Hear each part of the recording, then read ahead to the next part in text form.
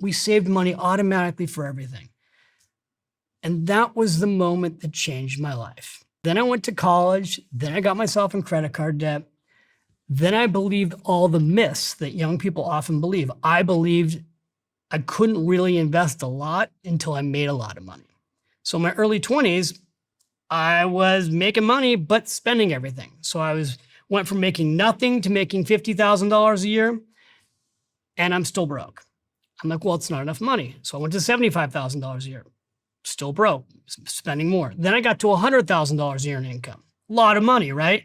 In my 20s. Oh my God, I'm rich. No, I was still spending more than I was making. At that point, I was a financial advisor.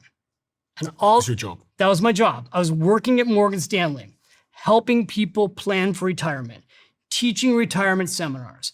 And I met this ordinary couple that came into my office at the age of 52, Jim and Sue McIntyre. They had an ordinary job. That year, they had made a little over $53,000. Their average income over their lifetime was $40,000. And at 52, Jim put out all the statements on a table in front of me.